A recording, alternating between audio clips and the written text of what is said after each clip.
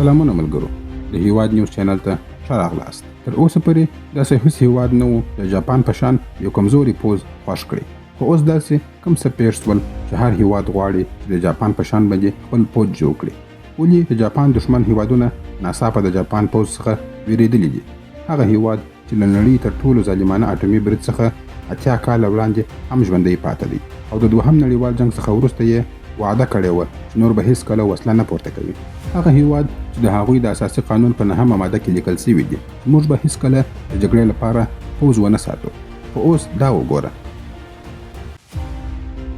دا عادي بیړۍ نه ده، دا د جاپان ساین فکشن ډوله وسلې نه دي. دا هغه وسله ده چې د دښمن جګړیزه بیړۍ داسې دوې ټوټې کوي لکه په چاړه سره چې کیک پرې کوي. دې ته برېښنایي توپ یا الکترومګناټیک ریلګن وایي. یو داسې توپ چې په مرمۍ سره نه بلکې په برېښنا یا انرژي سره ویشتل کوي. یاد ولره، دا هغه ټکنالوژي ده چې حتی امریکا یې هم تر اوسه پورې نه لري، خو جاپان جوړه کړې ده. په تیرو 80 کلونو کې جاپان هغه کارونه وکړل چې نورو ته د کلونو وخت ته اړتیا وه، خو دوی په 100 میاشتو کې وکړل. تاسو به حتما د سټار وارز فلم دغه صحنه لیدلې وي چې یو توغندي له فضا څخه د ځمکې په طرف باندې ویشتل کېږي. اوس جاپان داسې وسلې په رښتیا هم جوړې کړې دي. په حقیقت کې د همدې میاشتې په ترڅ کې د جاپان دفاعي ځواکونو په لویه کچه نوې سوي دي. د دوی سمندري جنګي بیړۍ JS چوکای امریکا ته ولېږدول شوله تر څو د امریکا تر ټولو پرمختللي توهماک توغندۍ پرې نصب سي. د دې توغندۍ واټن دومره اوږد دی چې جاپان ترې له خپل هیواد څخه ان سعودي هم ویشتلی سي. یعنې اوس دا ټول هیوادونه د جاپان د برید د واټن دننه دي او د راپورونو له مخې تر 2020 کاله پورې به جاپان شاوخوا 400 د توهماک توغندۍ نورې هم پیدا کړي. تر بیره پر دې د اکتوبر پر 9مه نیټه باندې جاپان اعلان وکړي چې د خپلو اوبتلو یعنې سبمرینز او د ځمکني ځواکونو لپاره به د اوږد واټن کروز توغندیو او د بیړیو ضد توغندۍ به هم برابرې کړي. همدارنګه دوی د مصنوعي ځیرکتیا یعنې AI ډرون بیړۍ هم جوړې کړي دي چې د جاپان سمندرونه، فضا او اوبه د باز په شان باندې ساري او تازه یې یو ګډ عملیاتو مرکز هم خلاص کړی دی چې د جګړې پر مهال د کوماندې یا وار روم په توګه سره کار کوي. نو د جاپان د ناڅاپي تیاري ته په کتو سره یو پوښتنه حتما راپورته کیږي: آیا جاپان د یوې سترې جګړې تیاری نیسي؟ پوښتنه دا ده، کوم هیواد د جاپان لپاره خطر دی؟ ولې جاپان په تیرو 3 یا 4 کلونو کې خپل پوځي بودیجه دومره زیاته کړې ده؟ په همدې 2025 کال کې یې د 55 میلیارډ ډالرو بودیجه ځانګړې کړې ده چې تر ټولو لوړه ده، او د 2024 کال لپاره به 80 میلیارډ ډالر نور هم ځانګړې کړي. د دې په تاریخ کې تر ټولو لوړه پوځي بودیجه ده، دومره ډیره چې د بولیویا په څیر هیواد د GDP څخه هم زیاته ده. هیره دې نه وي چې جاپان د دوهم نړیوال جنګ پر مهال یو سخت امپریالیست هیواد و، ډیر بې رحمه او ظالم. آیا جاپان بیرته خپلو پخوانیو ریښو ته راګرځي او که څنګه؟ په 1940 کلونو کې د جاپان پوځ د نړۍ تر ټولو ظالم پوځ بلل کېدی. د چین په نانجینګ ښار کې د نانجینګ قتل عام پر مهال د جاپان پوځ په 6 اونیو کې ښځې او ماشومان لوټ کړل، ویې وژل او میلیونونه کسان یې له منځه یوړل. تاسو به د ډیټ مارچ په اړه باندې هم اورېدلي وي. هلته د جاپان پوځ استرالیایي اسیران اوږده مزل ته اړ کړل او که څوک ستړي شوله نو پر هغه ځای به یې وژي او موږ به د کامیکازا پیلوټان څنګه هیر کړو؟ دا وګوره، دا انځور دا د امریکا د سمندري ځواکونو د الوتکو بیړۍ USS بنکر هیل ده د دوهم نړیوال جنګ پر مهال، او دا کامیکازا پیلوټان دي چې د خپلو الوتکو سره یې ځانمرګي بریدونه پرې کوله. هغه وخت جاپان داسې پوځ درلودی چې د نړۍ هیڅ پوځ ورسره په مقابل کې نشو درېدلی. د جاپان د استعماري پراختیا له امله میلیونونه انسانان ووژل شول، چې پکې چینایان، اندونیزیایان، کوریایان، فلیپینیان، برتانیایان او استرالیایان شامل وو، تر هغو پورې چې د هیروشیما او ناګاساکي اټومي چاودنې وسوې چې یوازې په یوه وار کې 100,000 جاپانیان ووژله، او جاپان یوازینی هیواد شو د اټومي جګړې یعنې فرست هند تجربه یې وکړه. له دې پیښې څخه وروسته داسې ښکاره کېده لکه د جاپان د پوځ بڼه چې تل بدله سوې وي. د بیلګې په توګه دا وګوره، دا د جاپان د دفاعي ځواکونو اعلان دی. اوس وګوره د امریکا پوځ یا د هندوستان د پوځ اعلانونه. دا ته ښکاري چې توپیر څومره زیات دی. سمه ده، عموما نور هیوادونه خپل پوځونه د زړور جنګیالیو په توګه ښکاره کوي، خو جاپان د پیس یا سولې په څیر کلمې د ګلابي رنګ سره کاروي د دفاعي ځواکونو د اعلان لپاره، او دا خبره د جاپان د اساسي قانون سره تړلې ده. کله چې جاپان امریکا ته تسلیم شو، امریکا د جاپان لپاره نوې اساسي قانون جوړ کړ. په دې قانون کې امریکا یو خاص شرط واچوي ترڅو د جاپان پوځ تر خپل کنټرول لاندې وساتي. دا 9مه ماده وه، آرټیکل 9، د دې مادې له مخې جاپان حق نه لري چې جګړه وکړي یا زور وکاروي. یعنې جاپان نشي کولی د خپل ځان لپاره د ځمکني بحري یا هوایي ځواکونو ساتنه وکړي او نه هم د برید لپاره وسلې وساتي. خو هو د جاپان د امنیت بشپړ مسؤلیت د امریکا پر غاړه دی. نو دا ښکاره ده چې امریکا غوښتل جاپان پوره د ځان لپاره تابع کړي. یو دوه اړخیز امنیتي تړون د جاپان او امریکا ترمنځ لاسلیک سو. په ساده ډول سره امریکا جاپان ته وویل ته پوز مه ساته، موږ ستا د امنیت مسؤله یو. همدا وجه ده نن هم نږدې 80 پوځي اډې او 50,000 امریکایي سرتیري په جاپان کې میشت دي. د دې تړون له امله د جاپان امنیت اوس د امریکا په لاس کې دی او د همدې له امله د جاپان مشران دا فکر کوي چې کله امریکا د دوی د دفاع لپاره پیاوړی پوځ لري نو ولې دوی په جلا اضافه پوځ باندې پیسې ولګوي. بهتره دا ده دا پانګه د صنعت او ټکنالوژي پرمختګ باندې ولګوي. همدا وجه ده چې د دوهمې نړیوالې جګړې وروسته د جاپان مشرانو د ملي امنیت پر ځای اقتصادي ودې ته لومړیتوب ورکړي او د همدې پایله نن ورځ د جاپان د برېښنایي وسایلو او موټرو په صنعت کې موږ ته ښکاره کیږي. اوس راځو اصلي موضوع ته. جاپان یو سیلف ډیفنس فورس لري خو د کلیدي ټکي معنا دا ده یوازې د ځان دفاع. نو ځکه هغوی هیڅکله نشي کولی چې برید وکړي. د مثال په توګه کله چې د امریکا او افغانستان ترمنځ جګړه روانه وه جاپان هم غوښتل خپل ځواکونه واستوي افغانستان ته د امریکا د مرستې لپاره. خو هلته د جاپان سرتیري یوازې د ترانسپورت تیلو برابرولو او د لوجستیکي کارونو لپاره واستول شول بې له وسلو او مهماتو. دا ښایي د تاریخ لومړی ځل و چې پوځ دې د جګړې لپاره تللی وي خو بې له وسلې. خو اوس کیسه بدله سوې ده. دا بدلون د جاپان پخوانی مشر شینزو آبي راوستی. هغه په 2012 کال کې د اکثریتو په ملاتړ باندې صدر اعظم سو او د هغه اصلي هدف د جاپان د ملي امنیت پیاوړی کول و. شینزو آبي د جاپان د ځان دفاعي ځواک شمېر د 500,000 څخه 2.5 لکه ته ورسوي.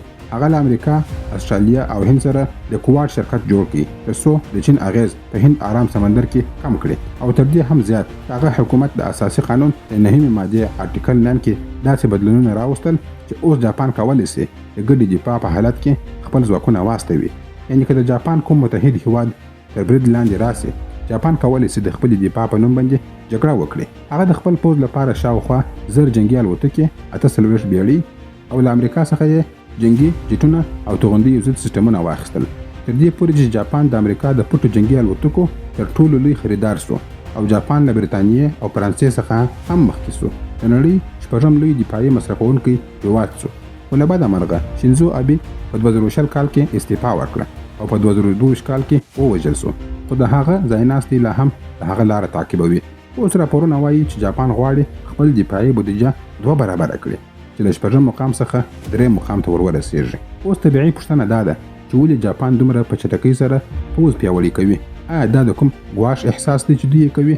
ښه دلیل یې دا دی د ګاونډیانو زیاتېدونکي تیاری دی. لکه هغه 14 کلنه جاپاني نجلۍ چې شمالي کوریا ته وتښتوله او هیڅکله بیرته نه ده راګرځېدلې. تر اوسه هیڅوک نه پوهېږي چې له هغې سره څه سوي دي او دا یوازې یوه نه، شمالي کوریا دا ډول ډېر جاپانیان تښتولي دي. ځینې یې جاسوسان کړي دي او یا یې د جاپاني هویت لاندې خپلو جاسوسانو ته پیژندپاڼې ورکړي دي او جنوبي کوریا ته ور استولي دي. او بله خبره شمالي کوریا یو اټومي ځواک دی چې د اټومي سرونو لرونکي توغندۍ لري. وروستیو کې شمالي کوریا داسې توغندۍ وازمایله د جاپان پر سمندر باندې ولګېدله. په جاپان کې الارمونه ولګېدل. خلکو ته وویل شول چې پناه ځایونو ته ولاړ شئ او حتی ریل ګاډیانې هم ودرول شولې. دا څلورم ځل و شمالي کوریا بې له اجازې پر جاپان باندې توغندۍ وتوغوله او اوس یوازې شمالي کوریا نه بلکې چین هم راښکاره شو. څو میاشتې مخکې چین هم بلاستیک توغندۍ وازمایله چې د جاپان د اقتصادي ځانګړې سیمې ایز دننه ولوېدل. یوازې 100 کیلومتره د جاپان له خاورې څخه لیرې وه. لکه یو ډول خبرداری یا د زور ښودنه چې جاپان ته وایي د تایوان په چارو کې به لاسوهنه نه کوي. اصلي کیسه دا ده لکه څنګه چې موږ ټول پوهېږو چین تایوان د خپل ملک یوه برخه ګڼي. چین دا دعوه کوي چې تایوان د ده خاوره ده خو جاپان نه غواړي چې چین په تایوان باندې برید وکړي. اول دا چې تایوان و جاپان ته ډېر نږدې دی. د جاپان تر ټولو نږدې ټاپو د تایوان څخه یوازې 100 کیلومتره لیرې دی. نو که خدای مکړه په تایوان کې جګړه پیل سي دا به بې له شکه پر جاپان باندې هم اغیزه وکړي. بله خبره دا ده چې د جاپان ډېر مهم تجارتي لارې د تایوان له شاوخوا سمندرونو څخه تېرېږي. که دا سمندرونه د چین تر کنټرول لاندې راسي نو د جاپان د سوداګرۍ لارې به بندې سي. او درېیمه خبره دا ده چې جاپان له تایوان سره ډېرې دوستانه اړیکې لري. حتی دومره چې 90% جاپانیان دا فکر کوي چې که چین په تایوان یرغل وکړي نو جاپان باید د تایوان ملاتړ وکړي. اوس ځینې جیوپولیټیکل سیاسي جغرافیایي کارپوهان دا هم وایي چې جاپان ښایي له مخکې څخه پټ ډول د چین پر ضد د جګړې چمتووالی نیسي. په دې ټولو حالاتو کې د دواړو هیوادونو ترمنځ د سرحدي شخړو موضوع هم د زخم پر سر باندې مالګه ده. د سینکاګو ټاپوګانو په اړه باندې چین لکه څنګه چې عادت یې دی د جاپان د سینکاګو ټاپوګانو د خپل ملکیت برخه بولي، لکه څنګه چې هغه غواړي د هندوستان اروناچل پردیش د ځان برخه وګرځوي. دا شخړه د دواړو هیوادونو ترمنځ د تیرو 40 کالو راهیسې روانه ده او تر اوسه نه ده حل شوې. خو کیسه یوازې چین پورې محدوده نه ده، ځکه روسیې هم دلته راځي. د هغه وخته چې روسیې پر اوکراین باندې حمله کړې ده ټوله نړۍ حیرانه شوه او دې حملې هر هیواد دې ته اړ کړي د خپل دفاعي وضعیت په اړه باندې بیا فکر وکړي چې اوس هم بشپړې جګړې کېدلی شي. د بیلګې په توګه جرمني وګوره، د جاپان په څېر و. جرمني د دویم نړیوال جنګ پر وخت باندې سخت جرمونه وکړل لکه جاپان، او د دې نسلونو وژو ته هم د جرم احساس پاتې شو. نو ځکه جرمني هم لکه جاپان د جګړې څخه کرکه لري او د پوځ ملاتړ یې نه کوي. خو کله چې د روسیې او اوکراین جګړه پیل شوه، جرمني ناڅاپه خپل پوځي بودیجه ډېره زیاته کړله، تر 114 میلیارده ډالرو پورې یې لوړه کړه. همداسې جاپان هم هوښیار شو. د جاپان پخوانی صدر اعظم فومیو کیشیدا وویل نن چې اوکراین دی سبا کېدای شي ختیځې اسیا وي. سربیره پر دې جاپان د روسیې سره هم نږدې پروت دی او د کوریل ټاپوګانو پر سر د دواړو ترمنځ شخړه روانه ده. دا ټاپوګان ستراتیژیک اهمیت لري، د ماهیانو نیولو پراخ ځایونه لري او د تیلو او غازو زیرمې هم پکې شته. روسیه په دوامداره توګه سره د دې ټاپوګانو شاوخوا دفاعي توغندۍ ځای پر ځای کوي، خپل ځواک څرګند کړي. او بالاخره د جاپان تر ټولو لوی ملګری یعنې امریکا هم په دې دفاع کې برخه لري. د مارچ په 14 باندې د امریکا ولسمشر ډونالد ټرمپ وویل د جاپان امریکا امنیتي تړون یو اړخیزه دی. هغه وویل موږ د دې ساتنه کوو خو دوی زموږ ساتنه نه کوي. دا ډول معاملې څوک کوي؟ آیا داسې نو کېدای شي؟ د دې خبرې وروسته د جاپان په خلکو کې دا احساس پیدا شو چې اوس د دې وخت دی چې خپل دفاعي ځواک ته جدي پاملرنه وکړي. نو که وګورو جاپان له یوې خوا د شمالي کوریا سره مخ دی، له بلې خوا چین او له درېیمې خوا څخه روسیه. درې واړه د جاپان لپاره ګواښ ګڼل کېږي. په داسې حال کې دا د جاپان لپاره سم او ضروري کار ښکاري. جاپان خپل پوځ پیاوړی کړي، ځکه چې جاپان د دې هیوادونو له طرفه د جدي ګواښ سره مخ دی. که څه هم جاپان د نړۍ له لوی پوځي مصرفونکو هیوادونو څخه دی، خو اوس یې هم یوازې 1% د خپل GDP څخه خپل پوځ ته ځانګړی کړی دی. نو ښکاري چې دا یوازې پیل دی. راتلونکي کې لا زیات نظامي پراختیاوې هم راتلونکي دي او دا په زړه پورې ده چې اوس موږ په داسې وخت کې ژوند کوو چې سوله ییز هیواد لکه جاپان د حالاتو له امله مجبور شوی دی چې وسلې رانیسي او جوړې کړي. د چین چټک سمندر پراختیا، د تایوان شاوخوا ګواښونه او د شمالي کوریا د توغندیو ازموینې، دا ټول کارونه جاپان له دفاع څخه او برید ته اړ کوي. خو د دې اغیز به یوازې په جاپان پورې محدود نه وي. هندوستان، استرالیا او د اسیا هیوادونه به ټول وګوري چې د جاپان نوې پوځي وړتیاوې د نړیوال ځواک توازن څنګه بدلوي. خو تر اوسه پورې دا د هندوستان لپاره ښه خبر ګڼل کېږي، ځکه د هند او جاپان د دفاع تړون اوس یوازې د سمندري تمرینونو پورې محدود نه دی، بلکې د ټکنالوژي شریکولو، مصنوعي هوش یا سایبري دفاع او سیمي کنډکټر دهلیزونو ته هم رسیدلی دی. نو دا لوی پرمختګونه یوازې جیوپولیټیکل فرصت نه دی، بلکې د هند لپاره یو ستر جیو ټکنالوژیکل او جیو اکونومیک فرصت هم ثابتېدلی شي. وبګورو چې مخته څه کېږي. خپل نظرونه په کمنټ کې سره شریک کړئ. که مو ویډیو خوښه شوې ویډیو لایک او شیر کړئ. تر بلې ویډیو پورې مو الله مل شه. مننه.